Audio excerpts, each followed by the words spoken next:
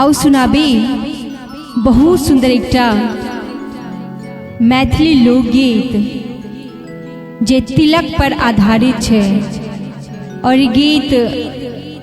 Chaudhary music centre पर अपने सब सुनब। संगे चौधरी म्यूजिक सेंटर के लाइक शेयर और सब्सक्राइब जरूर करबे अपने सब। आओ सुनाबे। नहीं देव के रहबियो हम एठ एठ चलबियो, नहीं देव के रहबियो हम एठ एठ चलबियो, तिलक दा के किनले चीजे मन हथ करबियो, यो तिलक दा के किनले चीजे मन हथ करबियो, नहीं देव के रहबियो हम एठ एठ चलबियो, नहीं देव के रहबियो हम एठ एठ चलबियो, तिलक दा के किनले चीजे मन हथ करबियो, यो तिलक दा के किनले चीजे मन हथ करबियो।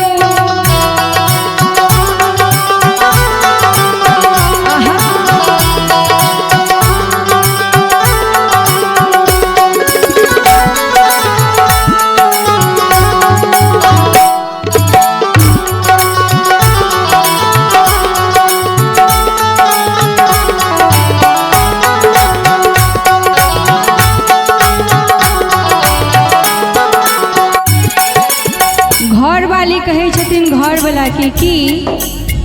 यो पिया के ले पुरन का जमाना, आज जब के रखै छल जनाना,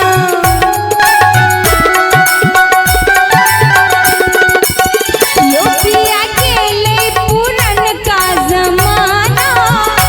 आज जब के रखै छल जनाना, बेटा बेटी एक रंग नहीं ककरो सकाम, बेटा बेटी एक रंग नहीं ककरो सकाम, से बुझियो यो नहीं देव के रहबियो हम एठ एठ चलबियो, नहीं देव के रहबियो हम एठ एठ चलबियो, तिलक दा के किनले चीजे मन हथ करबियो, यो तिलक दा के किनले चीजे मन हथ करबियो।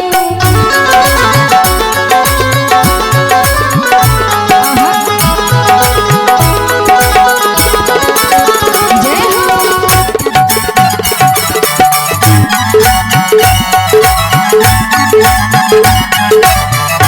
और की कहै छथिन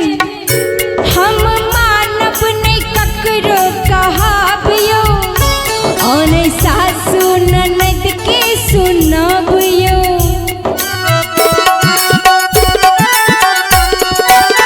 यो हम मानब नहीं ककरो कहाबियो, और नहीं सासु ननद के सहाबियो,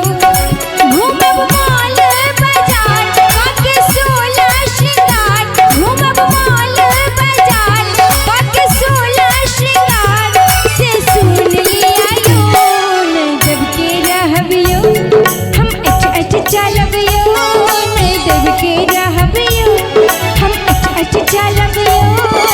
तिलक दा के किनले चीजे मन हथ करबियो,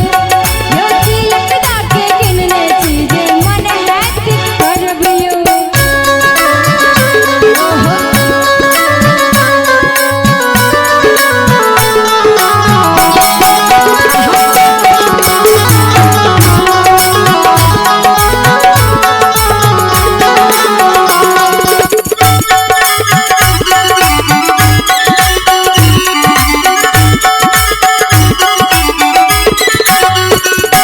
अंतिम में कहे छथिन कि हम करब नहीं बर्तन आ चूल्हा, सुनु सुनु हमर सोना बाबू दुल्हा,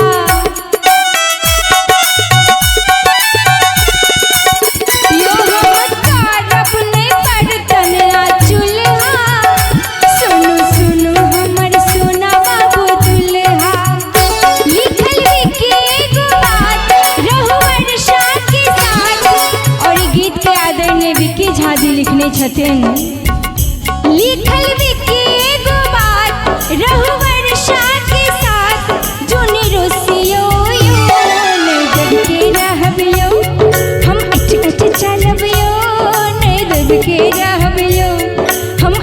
चल